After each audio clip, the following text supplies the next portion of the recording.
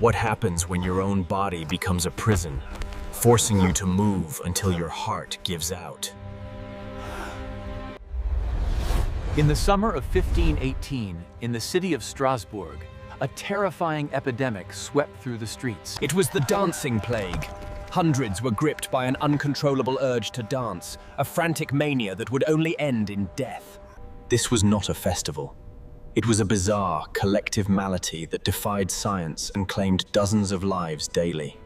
We journey back to the crowded, tense streets of 16th century Strasbourg to uncover where this madness began. For centuries, historians have debated the cause. Was it mass hysteria? Religious curse?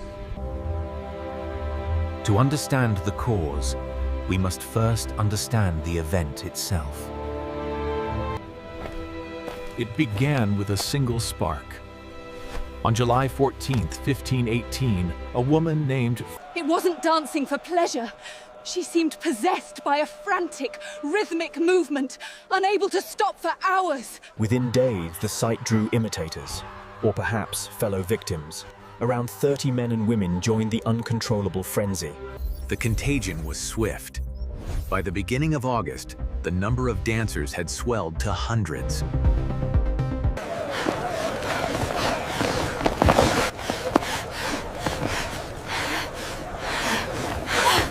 Their shoes were destroyed, their legs were raw, and exhaustion was setting in. Yet the compulsion remained. At its peak, estimates suggest over 400 individuals were dancing simultaneously in public squares and streets. Then death began its grim harvest. The intense physical exertion in the summer heat. Historical records suggest an average of 15 people died each day during the worst of the epidemic. The city was frozen in horror, witnessing this bizarre, agonizing public spectacle. It was a mass suicide by movement. The question was immediate. What kind of plague was this? The medieval authorities were completely unprepared. The officials, operating under the humoral theory of medicine, classified it as a disease of the blood. Specifically, an overheating of the blood, which could only be burned off through physical activity. Their misguided attempt to cure the disease led to one of the most tragic and surreal decisions in medical history. The city council formally agreed. The dancers must be allowed to dance their fever out. To facilitate the cure, stages were quickly erected in the marketplaces, cleared of distractions and prepared. They hired musicians, drummers, and pipers to provide rhythmic encouragement, hoping the patients would tire faster.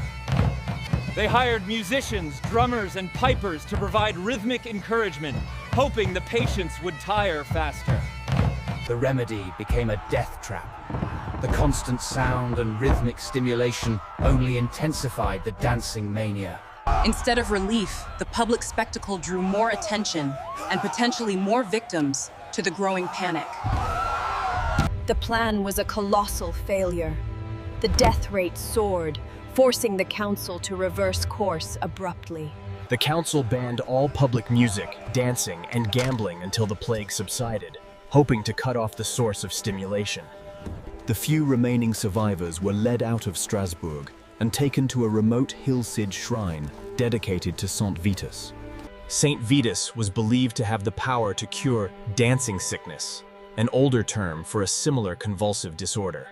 Here, the plague slowly subsided, leaving behind a terrifying medical and historical riddle that demands modern explanation. The first major scientific theory centers on a biological culprit, ergotism, or poisoning by the ergot fungus.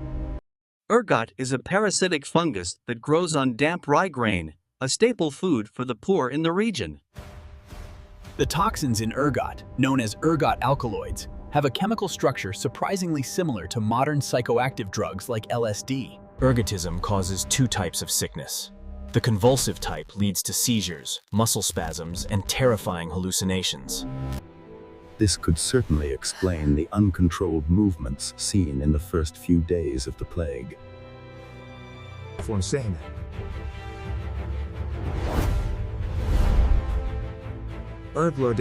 sufferings. Furthermore, ergotism also causes severe fever and gangrene, symptoms entirely absent in the Strasbourg records. It's also highly unlikely that 400 people were simultaneously exposed to the same massive dose of the fungal poison. While compelling, the evidence suggests ergotism alone cannot explain the continuous, coordinated, and non-fatal dancing marathon. To find the true answer, we must look away from the body and into the immense, dark landscape of the human mind.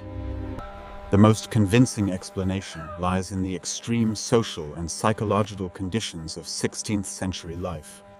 The leading theory today is Mass Psychogenic Illness, or MPI, where profound stress manifests as physical symptoms.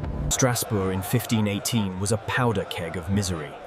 Famine, widespread disease, and economic hardship were rampant.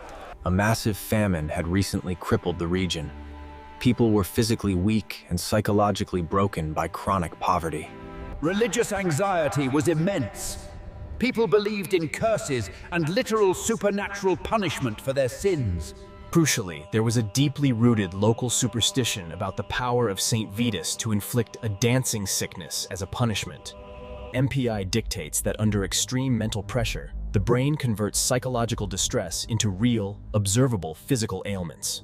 Frau Troffea, likely suffering immense personal stress, provided the initial physical template for the illness.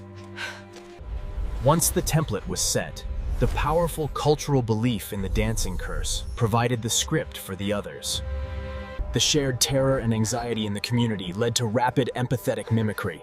They were truly ill, but the cause was psychological. This is more profound than simple mass hysteria. The symptoms of starvation and chronic stress were very real, leading to fatal physical collapse. Because the underlying cause was psychological, merely attempting to dance it out only compounded the physical toll on exhausted bodies. The pilgrimage to the shrine likely served as the ultimate psychological break, removing the afflicted from the immediate pressure cooker environment. The ritual of seeking the saint's blessing provided the psychological reset necessary to break the cycle of fear and physical manifestation. By the end of September 1518, the dancing had ceased. The streets of Strasbourg were silent once more. While the 1518 event was the most lethal, similar, though smaller, dancing plagues were recorded in Europe from the 14th to the 17th centuries. Even today, MPI occurs in stress-filled environments, reminding us of the power of the mind-body connection. The Strasbourg plague stands as the ultimate, tragic proof of how powerful collective belief can be. The people were not faking the illness. They were dancing to their death, but the poison was their own overwhelming despair. It shows us that extreme trauma can create physical symptoms far more destructive than any virus or bacteria. The mystery is largely solved, but the chilling legacy of the dancing plague continues to haunt us. Strasbourg in 1518 became the stage for a unique dance macabre, triggered by hunger, fear, and religious anxiety. It remains one of history's most lethal cases of mass psychogenic illness, a footnote in history often mistaken for folklore. Its legacy is a profound lesson for modern society. The psychological landscape of a population must never be ignored.